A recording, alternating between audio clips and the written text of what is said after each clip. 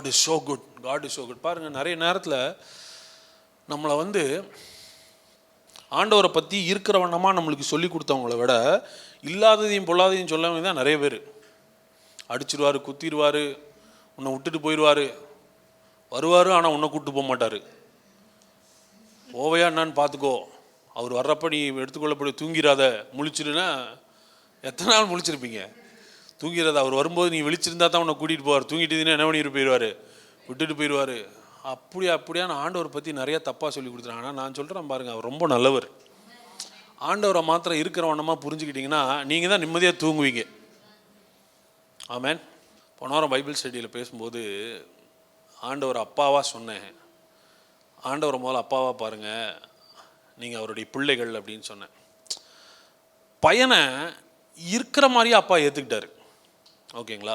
இளையகுமாரன் வரும்போது அவன் என்ன கோலத்தில் வந்தான்னு நம்ம எல்லாருக்கும் தெரியும். சரிங்களா? இயேசு வந்து வேணும்னே தான் அந்த கதை சொன்னார். நம்மளுக்கு வந்து இன்றைக்கி கதை, ஆனால் அன்னைக்கு வந்து அவருக்கு குறும்பு இயேசு சொன்னப்ப. சரியா? எதெல்லாம் ஒருத்தனுக்கு பிடிக்காதோ அதையவே வேணும்னே பேசி அவன் கோபத்தை என்ன பண்ண விடுறது, ஏத்துன்னு விடுறது. இப்போ இளையகுமாரன் ஆட்டு மந்தையை மேய்ச்சான்னு சொல்லியிருக்கலாம், ஆனால் இவர் எங்கே போனான்னு சொன்னார். ஏன் தெரியுமா? யூதனுக்கு பண்ணியே ஆகாது. அவன்கிட்ட ஒரு கதை சொல்கிறாரு பாருங்க, பண்ணி கூட்டம் மேய்க்க போனான்னு. ஏன்னா அவன் வெறியெல்லாம் ஏற்றுவிட்டு, டேய் நீ எது ஆகாதுன்னு நினைக்கிறியோ அங்கே போயிட்டு வந்தாலும் அப்பா ஏற்றுக்குவாருன்ற கான்செப்டை சொல்லி கொடுக்க வராரு. நீ எது வாய்ப்பே இல்லைன்னு நினைக்கிறையோ, பண்ணி கூட்டத்துக்கு போயிட்டா முடிஞ்சு நீ நினைக்கிறீல, அங்கே தான் அவனுக்கு ஃப்ரெஷ் பிகினிங்கு. அப்பா அவனே கட்டி பிடிப்பாடுறான்னு சொல்லி கொடுக்குறாரு. அப்போது இயேசு நமக்கு கதை சொல்லலை, நம்மளுக்கு சொன்னால் வேறு மாதிரி சொல்லியிருப்பார். அங்கே சொல்லியிருக்கிறாரு கதை. அங்கே இருக்கிறவனுக்கு கதையில் என்ன சொல்கிறாருன்னா, அவன் வந்து போனான், தூர தேசத்துக்கு போனான், செலவு பண்ணான், அது வரைக்கும் ஓகே. பஞ்சம் வந்துடுச்சு, அது வரைக்கும் ஓகே. அவன் பண்ணி மேய்க்க போனான்னு போட்டிருக்கு பாருங்க, அங்கே உட்கார்ந்தவன்லாம் அன்கம்ஃபர்டபுளாக இருப்பாங்க. அங்கே வந்து யாரை பற்றி பேசிகிட்டு இருக்கார். இப்போ அத்தனை பேர் கோபமும் யார் மேலே வந்திருக்கும்னா இளையகுமாரன் மேலே போயிருக்கோம். ஏடா போய் நாங்களாக இருந்தால் பட்டினிலே செத்துருப்போம், அந்த இடத்துக்குள்ளே என்ன இருக்க மாட்டோம் போய். அதனால தான் நீ இங்கே உட்காந்துருக்குற. அங்கே இருக்கிறவன் வந்தாலும் கத்தர் ஏற்றுக்குவார். அப்பாவை பற்றி சொல்லி கொடுக்குறாரு.